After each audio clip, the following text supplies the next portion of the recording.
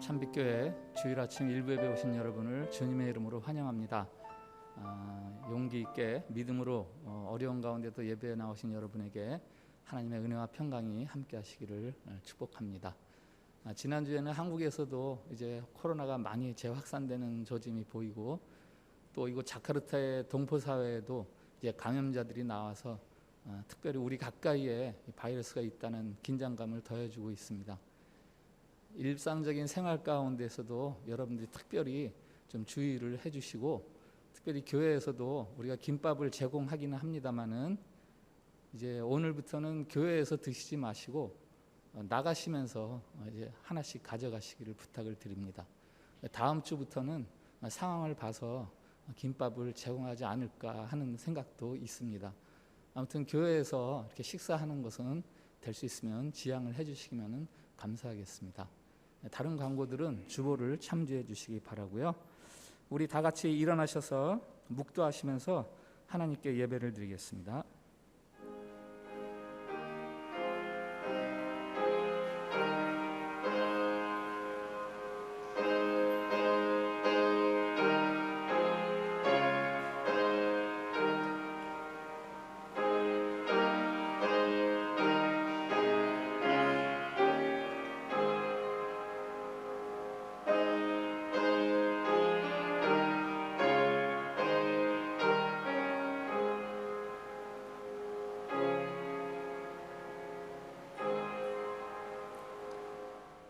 내 이름을 경외하는 너희에게는 공의로운 해가 떠올라서 치료하는 광선을 비추리니 너희가 나가서 외양간에서 나온 송아지같이 뛰리라. 너희는 내가 호렙에서 온 이스라엘을 위하여 내 종 모세에게 명령한 법 곧 율례와 법도를 기억하라. 아멘.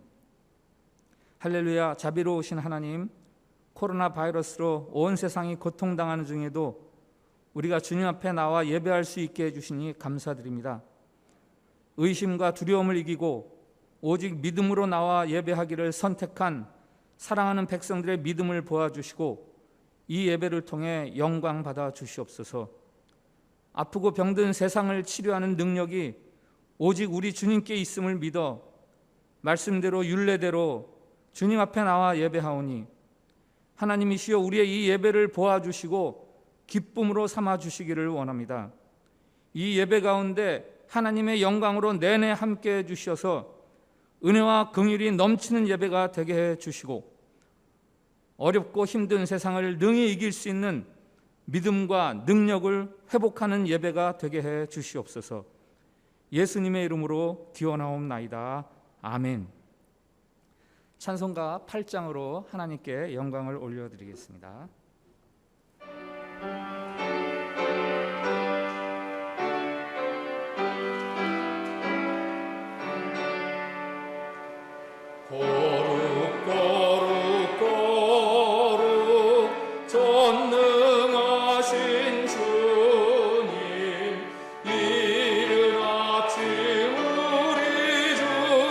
찬송합니다.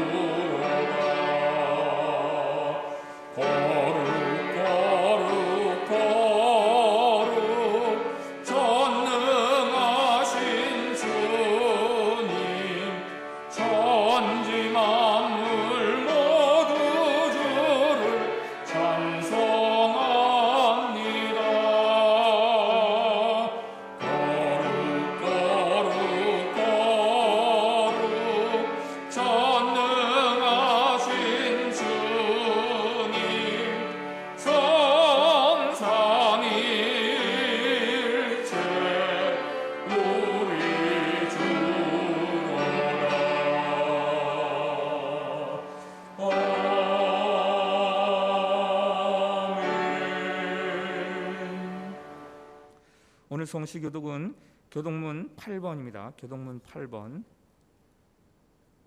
죄송합니다. 교독문 33번입니다. 시편 72편.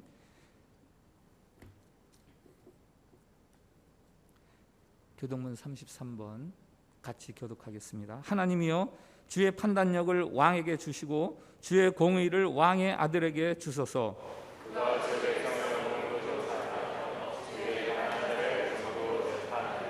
의로 말미암아 산들이 백성에게 평강을 주며 작은 산들도 그리하리로다.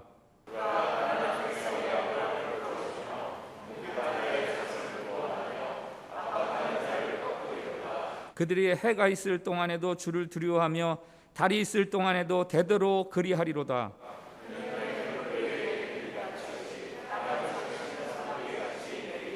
그의 날에 의인이 흥왕하여 평강의 풍성함이 달이 닿을 때까지 이르리로다.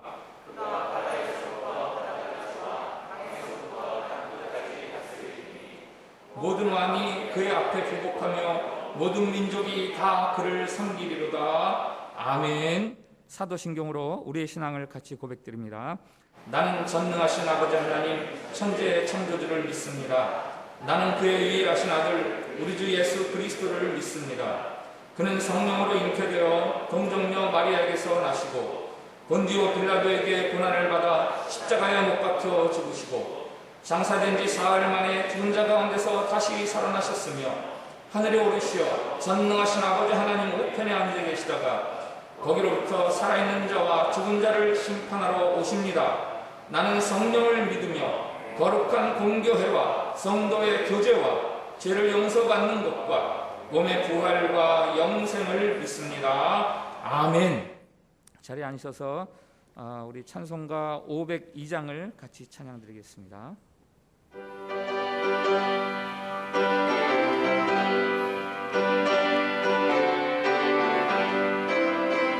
빛의 사자들이여 사자들이여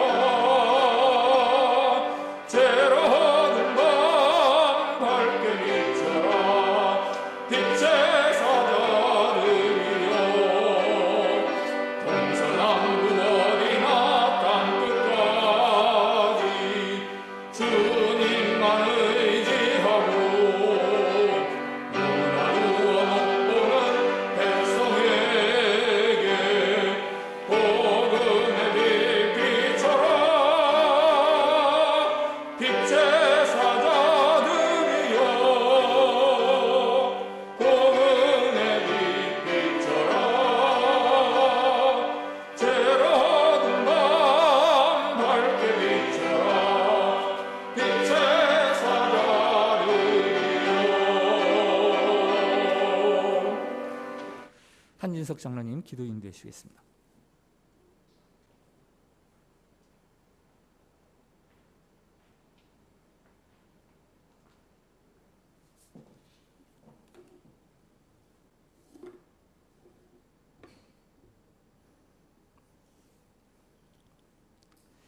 살아계셔서 우리와 함께 하시는 아버지 하나님, 지난 한 주간 코로나 바이러스 기승 속에서 긴장과 염려 속에 있는 저희들을 눈동자처럼 지켜주시다가 복된 예배의 자리로 인도하여 주신 은혜를 진심으로 감사드립니다. 사랑의 주님, 많은 성도들이 주님의 전에 올라와 마음껏 예배드리지 못하고 가정에서 온라인으로 예배드리고 있지만 주님께서 동일한 은혜를 베풀어 주시고 성령님께서 말씀 가운데 역사하여 주시어 그 말씀 붙들고 한 주간 살아가는 큰 능력이 되게 하여 주옵소서. 소그룹 활동이나 주일학교 예배도 오랜 기간 예배드리지 못하므로 영적 게으름과 권태기에 빠져 하나님을 잃어버리고 잠자는 저들의 심령을 깨우시고 하나님께 더 가까이 나가 말씀과 기도와 찬양으로 믿음의 공백과 신앙의 의교를 극복하게 하여 주시옵소서.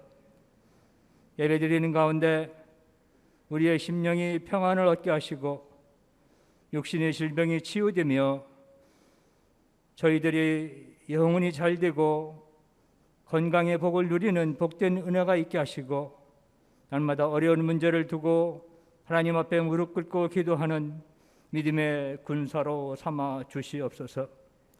은혜가 넘치시는 주님, 코로나 사태가 주님의 진로 중에 거할지라도 주님의 백성들 밑벽에 여겨주시어 속히 멈추어 주시고 천군 천사들을 보내시어 잠잠하게 하시어 세상의 모든 교회가 교회의 본 모습을 되찾게 하시고 중단된 교회와 공예배가 온전히 회복되어 오로지 주님의 영광만 드러내는 교회들 될 수 있도록 하나님 함께하여 주시옵소서.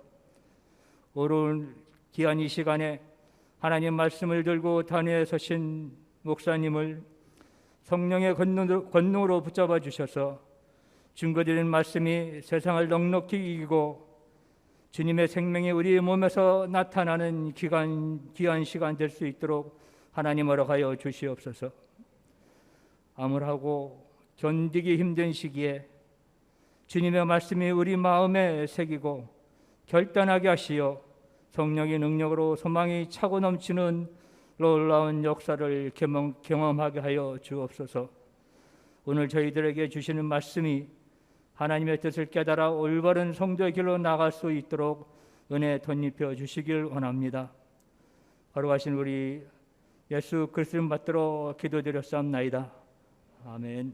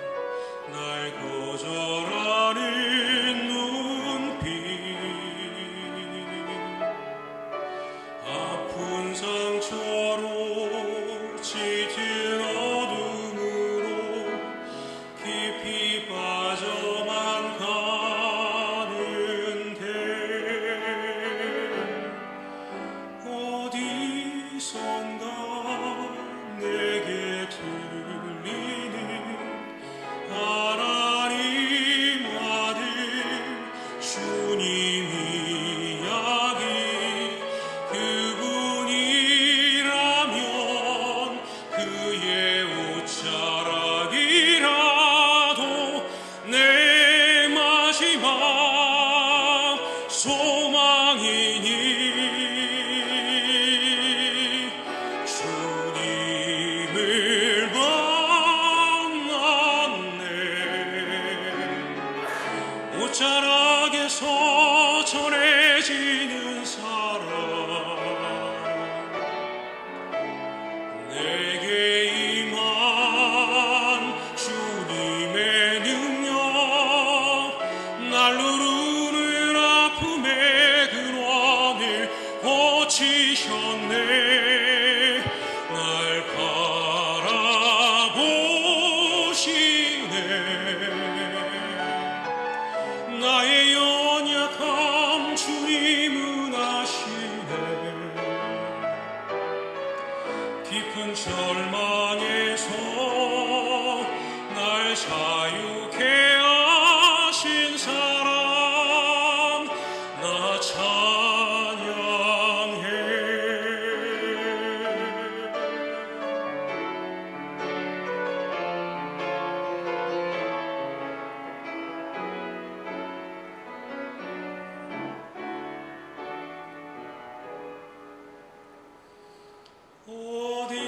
어디선가 내게 들리는 하나님 아들 주님 이야기,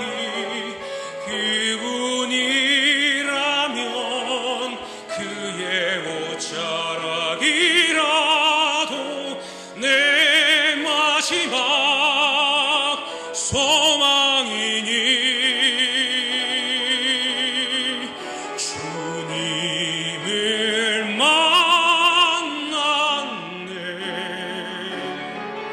옷자락에서 전해지는 사랑, 내게 임한 주님의 능력, 날 누르는 아픔의 근원을 고치셨네. 날 바라보시네.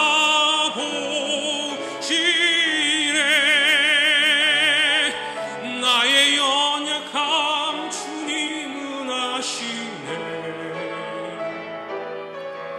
깊은 절망에서 날 자유케 하신 사랑, 나 찬양해.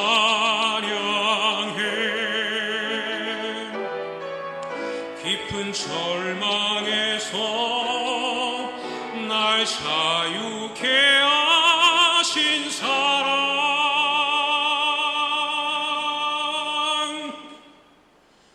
나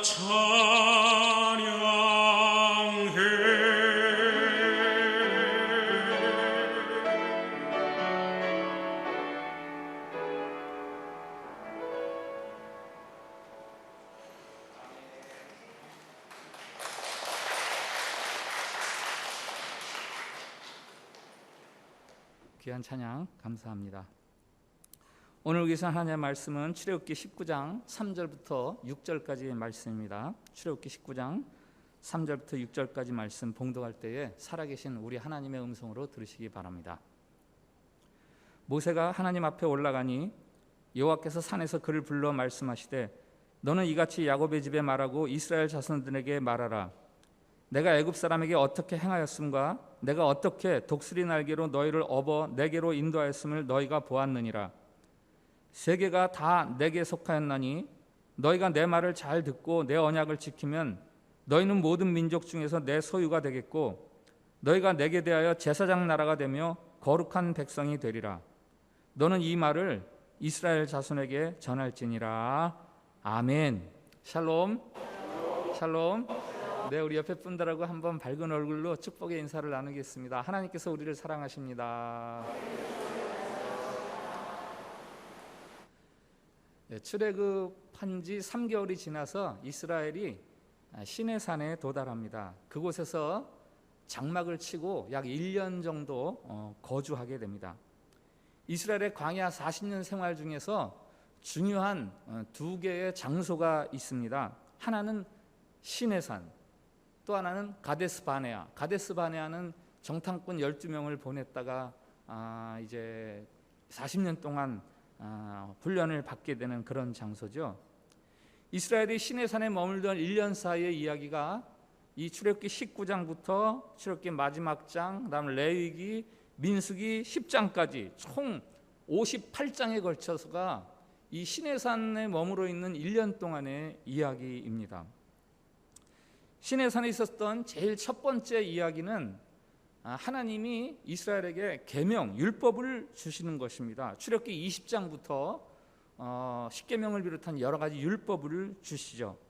오늘 읽은 본문은 하나님이 이스라엘에게 주시는 그 모든 계명의 선적인 역할을 하고 있습니다. 이스라엘에게 하나님이 주시는 계명이란 어떤 의미가 있는가, 그 계명을 이스라엘이 왜 지켜야 하는가 하는 그 하나님의 말씀의 의와 방향, 그런 것이 오늘 말씀에 드러나고 있습니다. 우선 3절 말씀을 한번 보시죠. 모세가 하나님 앞에 올라가니 여호와께서 산에서 그를 불러 말씀하시되 너는 이같이 야곱의 집에 말하고 이스라엘 자손들에게 말하라. 야곱의 집에 말하고 이스라엘 자손들에게 말하라. 야곱의 집, 이스라엘의 자손들, 이들이 누구입니까? 생물학적으로 유전자를 공유하는 그런 혈통적인 집단을 말하는 겁니까? 야곱의 할아버지 아브라함에게로 올라가면 창세기 17장에 이런 말씀이 있습니다. 17장 6절부터 7절인데요. 내가 너로 심히 번성하게 하리니 내가 내게서 민족들이 나게 하며 왕들이 내게로부터 나오리라. 내가 내 언약을 나와 너 및 내 대대 후손 사이에 세워서 영원한 언약을 삼고 너와 내 후손의 하나님이 되리라. 하나님이 아브라함에게 주신 약속의 말씀들은 하나님의 아브라함의 혈통적인 자손들에게만 주는 것이 아니라 모든 민족, 모든 왕들에게 주시는 말씀입니다. 언약입니다. 아브라함의 자손이란 생물학적인 혈통적인 그런 자손들을 말하는 게 아니라 아브라함이 아무 이유 없이 하나님의 언약의 대상이 되어서 언약의 앞에 서는 것처럼 아무 이유나 조건 없이 그저 하나님의 약속의 대상으로 서 있는 사람들, 그들이 바로 3절에서 말하는 야곱의 집, 이스라엘의 자손이 되는 거죠. 출애굽한 사람들은 이 예배 공동체라고 이미 말씀을 드렸습니다. 그들은 모두 하나님을 예배하려고 애굽을 나온 사람들입니다. 그 안에는 혈통적으로 이스라엘과는 아무 상관이 없는 잡족들도 끼어 있었고, 반대로 이스라엘의 혈통을 이어받았지만 나오지 않고 애굽에 머물러 있던 사람들도 있었을 겁니다. 다만 애굽에 남아있는 그들에 대해서 성경이 침묵하는 이유는 그들에 대해서는 언급할 가치가 없기 때문에 다만 침묵을 하는 거죠. 오늘 4절 말씀을 한 번 더 보시죠. 4절. 내가 애굽 사람에게 어떻게 행하였음과 내가 어떻게 독수리 날개로 너희를 업어 내게로 인도하였음을 너희가 보았느니라. 이스라엘에게 계명을 주시는 하나님이 어떤 분인가를 설명해 주십니다. 어떤 분이십니까? 이스라엘을 구원하고 보호해 주시는 하나님이다. 애굽 사람에게 어떻게 행하였음과 10가지 재앙과 홍해 사건을 말하는 거겠죠. 독수리 날개로 너희를 업어 만나와 메추라기, 반석에서의 물, 전쟁에서의 승리. 이 신명기 32장 11절에서는 저 구절을 이렇게 조금 길게 말합니다. 마치 독수리가 자기의 보금자리를 어지럽게 하며 자기의 새끼 위에 너풀거리며 그의 날개를 펴서 새끼를 받으며 그의 날개 위에 그것을 엎는 것 같이 독수리가 새끼 독수리를 훈련시킵니다. 보금자리를 어지럽게 하고 새끼 위에서 막 날개짓을 하면 새끼가 기어나오다가 떨어집니다. 날아본 경험이 없는 새끼 독수리로서는 죽는 것 같지만 어느새 밑에서 어미 독수리가 그 떨어지는 새끼를 날개를 펴서 받아줍니다. 이와 같이 하나님은 이스라엘로 하여금 무풍지대를 살게 하시는 하나님이 아니십니다. 다만 어려움과 공고함이 있을지라도 그것으로 인해서 망하게 하지 않는 하나님, 그것을 하나님이심을 드러내 주시는 거죠. 그런 훈련을 통해서 든든한 독수리로 자라나고 든든한 하나님의 백성이 되어가는 겁니다. 하나님이 이스라엘에게 이런 구원과 은혜를 베푸시는 이유는 이스라엘에게 특별한 장점이나 하나님 앞에서의 예뻐 보이는 점이 있어서가 아니라 오로지 그들을 선택하신 하나님의 사랑, 거기에 있는 거죠. 이스라엘과 하나님은 서로 이제 언약의 대상으로 이 시내산 광야에 서 있게 되는 거죠. 마치 혼인식장에서 신랑과 신부가 의젓하게 서서 서로 혼인 서약을 하는 것과 마찬가지로 하나님과 이스라엘이 그렇게 마주 서서 시내산 광야에서 계명으로 서로 서약을, 맹약을 하는 겁니다. 율법은 하나님에 의해서 돌봄을 받고 돌봄을 받고 있는 자들, 그들에게 주시는 거죠. 율법은 돌봄을 받기 위한 조건으로 주시는 게 아니라 하나님의 각별한 돌봄을 받고 있는 자리, 그 자리에서 마땅한 반응으로서 이렇게 살아라 해서 주시는 것입니다. 이러이러하게 살면 우리가 장차 신랑이 될 것이다, 신부가 될 것이다가 아니라 이미 신랑 신부라는 아주 각별한 관계가 되어서 신랑은 신랑으로, 신부는 신부로 이제는 우리가 이렇게 살자 하고 서로 맹약을 하는 거죠. 기독교가 이신칭의, 곧 행위가 아니라 우리의 믿음으로 구원을 얻음을 말합니다마는 기독교는 결코 무율법주의가 아닙니다. 하나님의 특별한 구원과 보호를 받는 언약의 대상으로 합당한 삶, 그 길을 걸어가야 합니다. 거기에는 우리가 지키고 따라야 하는 마땅한 규율과 계명이 반드시 있습니다. 다만 우리가 그 길을 즐거움과 감사함으로 가게 되는 거죠. 우리 5절 6절을 같이 읽어보겠습니다. 5절 6절 같이 읽습니다. 시작. 세계가 다 내게 속하였나니 너희가 내 말을 잘 듣고 내 언약을 지키면 너희는 모든 민족 중에서 내 소유가 되겠고 너희가 내게 대하여 제사장 나라가 되며 거룩한 백성이 되리라. 나는 이 말을 이스라엘 자손에게 전할지니라. 아멘. 언약의 대상에 대한 요구가 있습니다. 그리고 그 요구에 응해야 하는 이유가 있습니다. 그 요구사항은 언약, 즉 하나님의 말씀의 순종입니다. 순종. 하나님의 말씀에 순종이란 긍정이나 동의가 아니죠. 삶으로 살아내는 것을 순종이라고 말합니다. 그렇게 해야 하는 이유, 목적, 결과가 나타나는가? 무엇인가? 너희가 내 소유가 되겠고 제사장 나라가 되며 거룩한 백성이 되리라. 5절에서 이미 말씀하시죠. 세계가 다 내게 속하였나니 모든 민족들이 다 하나님의 소유입니다. 그러나 이스라엘이 하나님께 순종함으로 말미암아 이제는 그 모든 민족들이 하나님에게로 돌아오는 이스라엘의 제사장 역할을 하게 된다라는 말씀이죠. 이상 말씀을 총정리를 하면 하나님이 이스라엘을 구원하시고 보호해 주십니다. 특별한 장점이 이스라엘에 있어서가 아니라 이스라엘을 언약의 대상으로 삼으시는 하나님의 사랑 때문에 그렇게 되는 거죠. 그 이스라엘에게는 이제 과제가 주어집니다. 그것은 율법, 하나님 말씀의 순종입니다. 이 순종을 통해서 비로소 다른 사람들이, 다른 민족이 하나님을 하나님으로 인정하는 그런 일이 벌어지게 됩니다. 이것이 출애굽기 20장 율법을 주시기 전에 그 선으로서 이스라엘에게 알려주시는 오늘 하나님의 말씀입니다. 신약의 예수님을 믿는 우리들에게 이 말씀을 어떻게 적용할 수 있겠습니까? 우선 우리에게 하나님이 어떤 분이신가를 우리가 다시 한번 재확인할 수 있는 기회가 되어야 합니다. 하나님은 우리에게 어떤 하나님이십니까? 십자가의 은혜로 죄에서 우리를 구원해 주시는 하나님. 이 죄에서 벗어날 자는 아무도 없습니다. 모든 사람이 죄를 범하였음에 하나님의 영광에 이르지 못하더니, 이 모든 사람이, 이런 말씀을 읽을 때는 뭐라고 읽으라 그랬어요?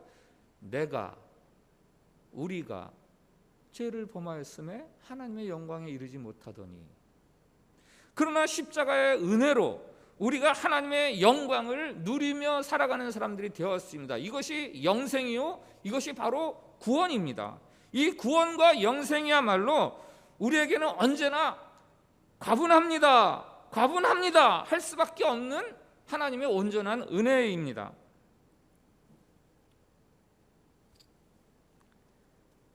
비록 병이 들어도, 실패를 해도 우리는 하나님으로부터 이미 어마어마한 은혜를 입고 있는 사람들입니다. 이러한 우리에게 남아있는 것이 무엇인가? 믿는 자로서의 도리를 다하는 것이죠. 곧 하나님의 말씀 순종하는 삶입니다. 율법의 정신이 뭐예요? 율법의 가장 큰 계명이 무엇입니까? 하나님을 사랑하고 이웃을 사랑하는 것입니다. 그것을 의와 진리, 거룩함으로 입은 새 옷이라고 말합니다. 우리가 하나님으로부터 더 큰 보상을 받아내기 위해서가 아니라 다른 사람의 본이 되어서 하나님이 하나님으로 온 세계로부터 인정받을 수 있도록 그렇게 우리는 서로 사랑해야 합니다. 너희는 제사장 나라라 라는 이 시내산에서의 울림이 메아리가 되어서 다시 선포되는 신약에서의 한 산이 있습니다. 마태복음 5장, 예수님께서 제자들과 함께 산에 올라가셔서 입을 열어 가르쳐서 말씀하십니다. 산상수훈이죠. 너희는 세상의 빛이라, 너희는 세상의 소금이라.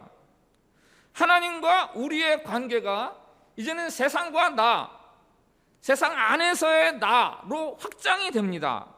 우리가 배타적인 우월성을 지닌 사람이라는 말씀이 아니라 나와 하나님과의 관계성을 이제는 세상 앞에서 드러내라라는 말씀이죠. 드러내야 한다.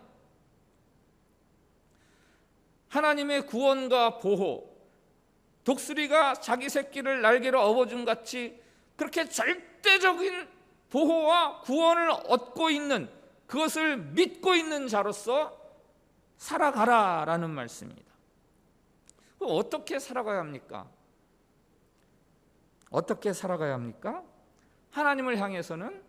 먼저 하나님을 향해서는 우리가 구원하심과 보호하심에 대한 감사의 마음, 그리고 그것에 보답하고자 하는 마음, 그 마음으로 우리가 살아가야죠.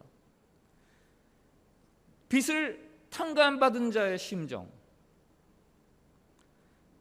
아직도 더 도와주세요, 이것도 탕감해 주세요 하는 식으로 끝도 없이 무엇인가를 요구하는 그런 탐욕적인 신앙생활이 아니라 지금 내 모습, 내 처지에 그저 감사함으로 만족하고 어떻게 하면 내가 이 은혜와 사랑에 보답을 할까 하는 심정으로 살아가는 것이 바로 하나님 앞에서 우리가 가져야 할 태도입니다. 거기에는 다른 사람에 대한 구원받은 자로서의 우월감이나 다른 사람에 대한 정죄감을 결코 찾아볼 수 없습니다. 너는 왜 하면서 비난하지 않습니다. 그렇다고 나는 왜 하면서 억울해하거나 원통해하지도 않습니다. 그저 오직 감사하고 지금 내 모습 이대로 감사하면서 나는 이렇게 다릅니다를 나타낼 수 있는 사람들, 그들이 바로 신자죠. 그 이웃을 향해서, 다른 사람을 향해서는 마찬가지죠. 역시 빚진 자의 심정으로 살아가야 합니다. 하나님 앞에서의 빚진 자의 심정, 사람들 앞에 빚진 자의 심정, 이게 말은 똑같지만 내용은 조금 다릅니다. 하나님 앞에서는 감사와 보답이라고 한다면 이웃에 대한 빚진 자의 마음이란 긍휼, 측은함, 영어의 컴패션, 이게 컴과 패션 두 개의 합성어 아닙니까? 아픔을 같이 하는 마음, 그것이 이웃을 향한 우리의 빚진 자의 심정이죠. 다 같이 어두움에 속하였던 우리인데 갑자기 우리에게만 빛이 비쳐서 우리가 빛을 알게 되었어요. 마스크가 자꾸 내려가네요. 그래서 이제부터는 내가 당신들보다 우월해, 이런 마음이 아니라 내가 이런 밝음을 누리는 이유는 당신들을 하나님의 세계, 생명의 세계로 같이 오도록 하기 위함이다 라는 그런 마음으로 겸손하게 섬기고 사랑하는 마음이죠. 일본에서 쓰나미가 있었을 때 한 부부가 같이 휩쓸려 갑니다. 손을 잡고. 그러다가 손을 놓치고 남편이 혼자 살아남고 부인은 행방불명이 되었습니다. 하고 오열하는 남편의 심정, 그것이 바로 이웃을 향한 빚진 자의 심정입니다. 그렇게 자기 혼자 살아남고 나서 이 사람이 왜 그때 내 손을 놨지? 지금 어디서 도대체 뭐 하는 거야? 빠져나오지 않고. 이렇게 하는 남편은 없죠. 그런 남편은 없습니다. 리차드 마우가 쓴 무례한 기독교라는 책이 있습니다. 광장시대, 다원주의 시대를 살아가는 이론으로서 그리스도인이 어떻게 살아야 하는가라는 책이죠. 세상 앞에서 우월감으로 경우와 상식을 벗어난 오만하고 무례한 신자가 되어서는 안 됩니다. 그런데 언젠가부터 한국 교회에서 이 세상 앞에서 무례한 기독교적인 행태가 나타나고 있습니다. 확성기를 들고 절을 찾아가서 절 앞에서 지나가는 사람들에게 예수 믿고 천당 가라고 외칩니다. 대웅전주의를 무리지어서 맴돌면서 그 대웅전이 무너지기를 기도하는 선교단체도 있었습니다. 불교대학교 캠퍼스에 세워진 불상에 밤에 몰래 가서 붉은 페인트로 X자를 크게 그려놓은 그런 신자도 있었습니다. 이 신자로서의 격을 스스로 망가뜨리는 행위, 이 분별력도 없고 예의도 없고 상식도 없습니다. 이런 식의 몰상식함, 반사회적인 일들이 왜 기독교 안에서 일어나는가? 넌 안 믿고 나는 믿는다, 넌 모르지만 나는 안다 라는 우월감이 상식과 예의를 파괴합니다. 지난주에 아침샘을 큐티에서 다룬 본문 마태복음 23장에 바리새인들이 바로 그런 사람들이었습니다. 그들은 율법을 철저히 지키지만 대단히 무례한 사람들이었어요. 다른 사람을 비난하고 정죄하는데 자기 신앙을 이용합니다. 이러한 태도는 율법 정신도 아니고 기독교의 참 신앙도 아닙니다. 신자가 세상에서 어떠한 자들인가를 모르는 데서 나오는 무지의 소치입니다. 예수님은 그들을 외식하는 자라고, 그렇게 위선자라고 부르셨습니다. 무신론 철학자 프리드리히 니체에게 물었습니다. 당신은 왜 그렇게 기독교인들에게 부정적으로만 말하느냐? 그가 이렇게 대답했다고 합니다. 그들 그리스도인들이 조금만 더 구원받은 사람들처럼 보인다면 나도 그들의 구원을 믿겠소. 아무리 보아도 기독교인들이 구원받은 사람처럼 살지를 않더라라는 이야기입니다. 우리가 무엇으로 우리의 구원을 드러낼 수 있습니까? 우리가 무엇으로 세상 앞에서 우리의 구원을 드러낼 수 있습니까? 성공입니까? 부자가 되는 겁니까? 기적을 경험하는 겁니까? 세상이 추구하는 가치로 세상을 설득하려는 것은 가장 낮은 수준의 방법입니다. 여러분이 존경하는 사람이 있습니까? 누구를 존경하지요? 왜 존경하지요? 똑똑해서 존경합니까? 재벌 회장을 존경하십니까? 아닙니다. 우리는 그런 사람들을 부러워하기는 하지만 존경한다고 하지는 않아요. 진짜 존경은 상대방의 인격에 감동을 받을 때 존경한다라는 말을 하게 되는 겁니다. 도무지 이런 모습을 보일 수 없는 상황에서 이런 인격을 드러낼 때, 야, 참 존경스럽다, 이렇게 말을 하는 거죠. 만일 우리가 성공한다면 그것으로 신자의 역할을 다한 게 아니에요. 우리가 성공했다고 하면 그것으로 신자의 역할을 다한 게 아닙니다. 거기에 플러스 다른 성공자들이 가질 수 없는 인격, 그것을 드러내야 돼요. 부자가 되면, 기적의 수혜자가 되면 그것으로 다가 아니라 똑같은 상황에서 다른 사람들이 보일 수 없는 겸허함과 순수함과 감사함을 드러낼 때, 그때 비로소 우리는 신자로서의 모습을 나타낼 수 있는 겁니다. 세상에게 충고하고 경쟁하고 정 안 되면 힘으로 눌러서 상대를 강제로 굴복시키려는 신자는 굉장히 어리석은 신자입니다. 세상은 그렇게 항복시킬 수 없습니다. 경쟁은 언제나 만약에 내가 이기게 되면 상대방은 늘 원한에 사로잡히게 되어 있습니다. 만약에 내가 지면 내가 늘 바보가 되는 거예요. 그게 경쟁의 세계예요. 경쟁이 아니라 오직 서로의 존중, 서로의 환대, 서로의 사랑으로서만 우리는 이 세상을 변화시킬 수 있습니다. 하나님은 우리를 보호하시고 때로는 우리의 필요를 충족시켜 주십니다. 때로는 세상이 부러워하는 자리에 우리를 세워주시기도 합니다. 그 정도 수준이 아니면 세상에 관심을 두지 않으려고 하니까 이 사람에게 관심 좀 보여라 해서 그렇게 우리를 높이 세워줄 수 있습니다. 그러나 거기에서 끝나면 그건 아무것도 아닙니다. 그 자리에서 세상이 예상치 못한 신앙인의 인격이 더해질 때, 그때 신앙인으로서의 영향력이 발휘되기 시작하는 겁니다. 만일 나에게 혹 그런 기적이 없고 그런 높은 자리가 없다면, 기적도 성공도 없다면, 그러면 내가 증언자로서의 구실을 다 할 수 없는 것인가? 그렇지 않죠. 그거 없어도 보일 수 있는 하나님이 분명히 있습니다.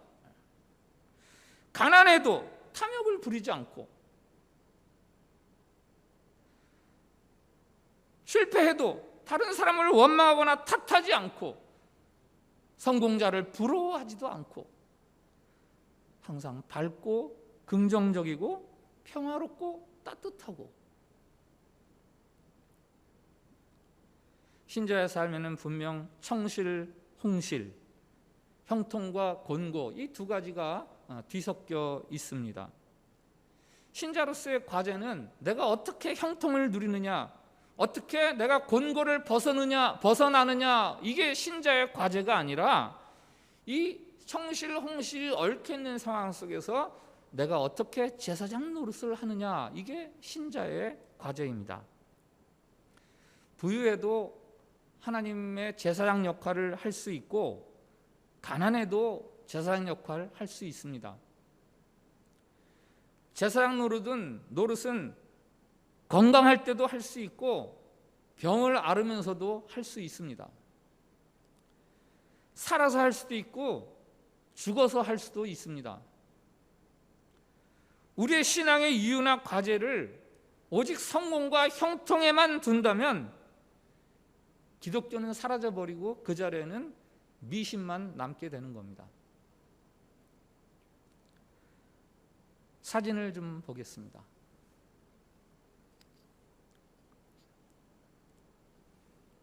저 사진이 2년 전쯤에 아내와 함께 저 센툴에 빠사르 아풍이라는 데를 방문했을 때 찍은 사진인데요. 아주 작은 공원처럼 꾸며놨는데 특이한 게 이렇게 이곳저곳에 조각품들을 이렇게 세워놨더라고요. 그날 저곳을 방문하고 제가 제 블로그에 이런 글을 남겼습니다. 제목은 힘을 지향하는 사람들인데요.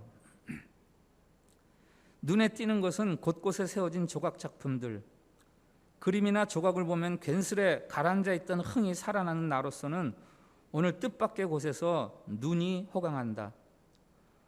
헌데 작품들이 하나같이 힘을 드러낸다.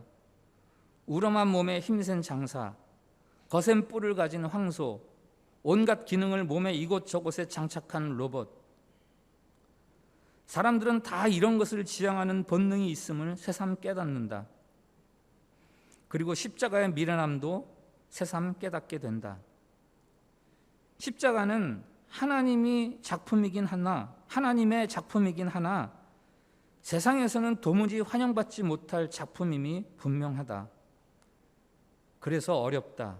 이 일을 증언하며 살아가는 나의 삶이. 사진 한 장 더 보시죠.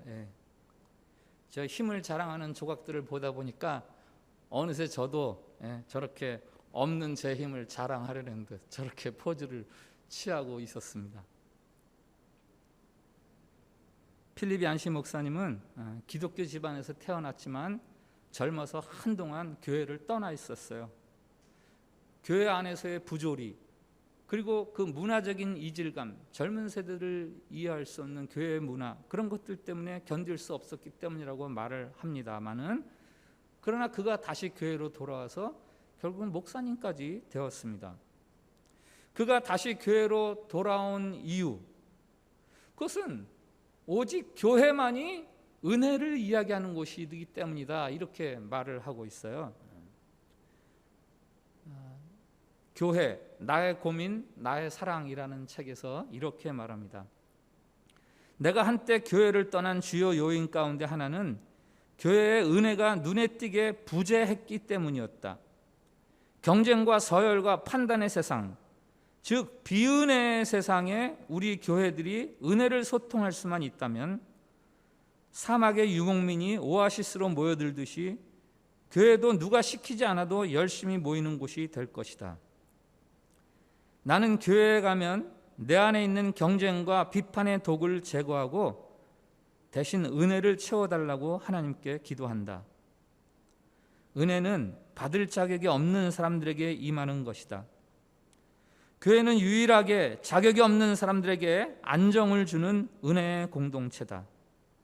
교회는 모두가 용서받았고 하나님은 사랑이시며 승리가 보장되었다는 그 놀라운 소식을 함께 축하하는 곳이다. 하나님의 독생자이신 예수 그리스도를 통해 흘러나오는 것은 불안이 아니라 평안이다. 부디 이 은혜의 공동체를 포기하지 마시기 바란다.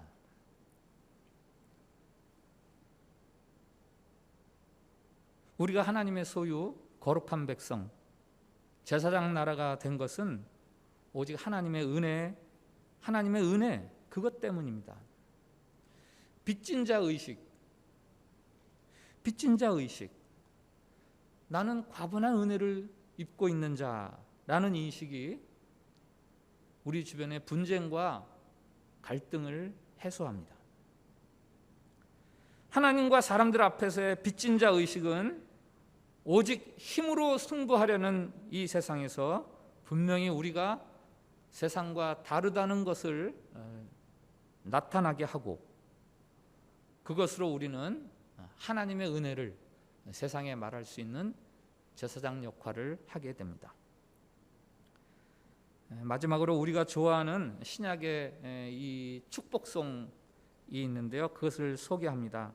신약에 나오는 제사장 노래예요. 베드로전서 2장 9절인데요. 이 말씀은 신자인 우리의 존귀함, 그 존귀함에 대해서 노래하면서 하나님이 왜 우리를 존귀하게 해주셨는가를 함께 자기 자신에게 이렇게 깨닫게 하는 출애굽기 19장의 제사장 나라에 대한 약속 말씀, 그것의 메아리 구절입니다. 우리 저 구절을 한번 다 같이 읽겠습니다. 같이 읽습니다. 시작. 그러나 너희는 택하신 족속이요 왕같은 제사장들이요 거룩한 나라요 그의 소유된 백성이니 이는 너희를 어두운 데서 불러내어 그의 기이한 빛에 들어가게 하신 자의 아름다운 덕을 선전하게 하려 하십니다. 아멘. 너희는 택하신 족속이요 왕같은 제사장들이요 거룩한 나라요 그의 소유된 백성이니 이는 너희를 어두운 데서 불러내어 그의 기이한 빛에 들어가게 하신 자의 아름다운 덕을 선전하게 하려 하심이라. 우리 일어나서 저 찬양을 한번 같이 합시다. 다 아시는 찬양이니까. 저게 축복성이라고 해서 다른 사람을 축복할 때 주로 많이 부르는데, 오늘은 자기 자신을 축복하면서 저 찬양을 부릅시다. 때로는 너의 앞에 어려움과 아픔이 있지만.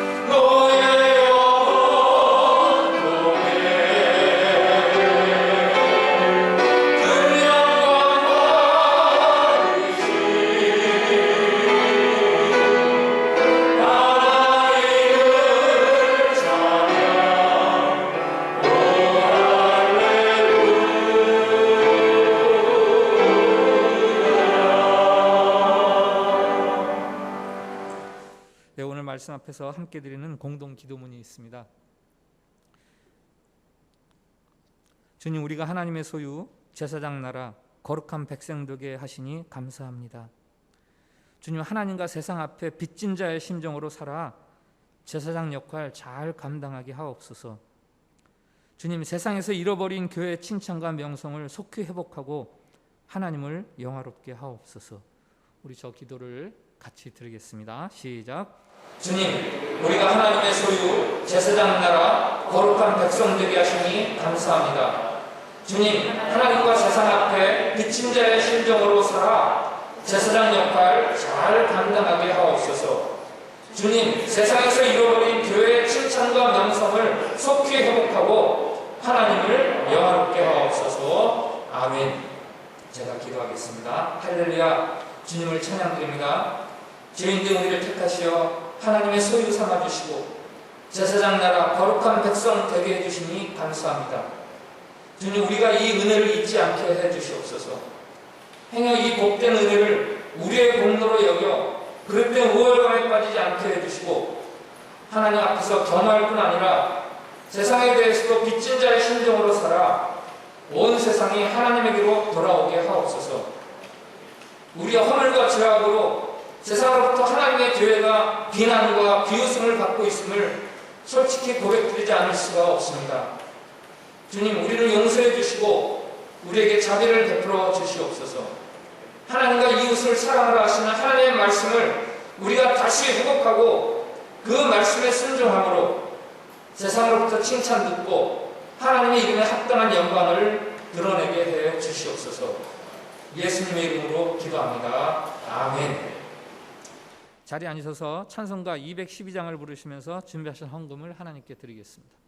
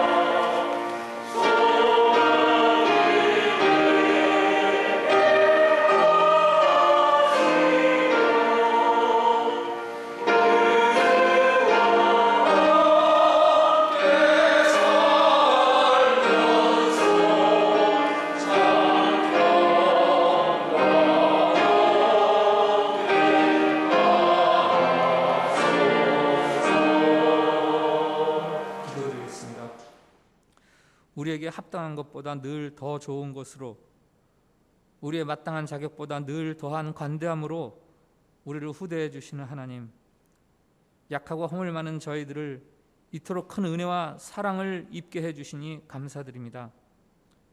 그 하나님의 끈질긴 사랑과 은혜가 감사해서 시간을 드리고 물질을 드리고 예배를 드리오니 하나님 받아주시옵소서.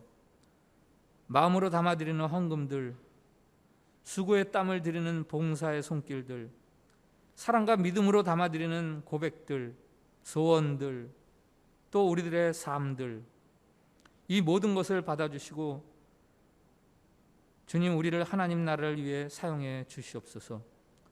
우리의 모든 것이 다 주님으로부터 온 것임을 믿기에 주님 나라를 위해 되돌려 드리오니 오직 생명을 살리는 일에 우리를 사용해 주시옵소서. 코로나로 인해 모두가 고통을 당하고 있습니다. 우리를 긍휼히 여겨주시고 우리를 용서해 주시고 속히 이 환난이 진정될 수 있도록 은혜를 베풀어 주시옵소서. 예수님의 이름으로 봉헌기도 드립니다. 아멘. 일어나서 찬양하겠습니다. 전능하신 나의 주 하나님은 우리의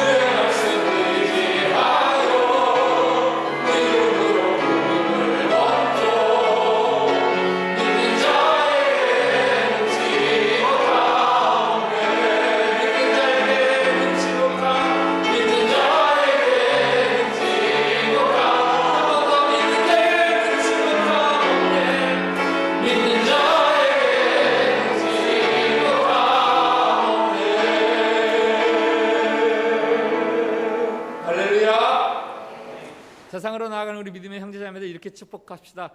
제사장 노릇 잘 하십시오. 이렇게 축복하세요. 네, 특별히 우리가 제사장 역할 해야 될 필요성이 더 많은 이 세상입니다.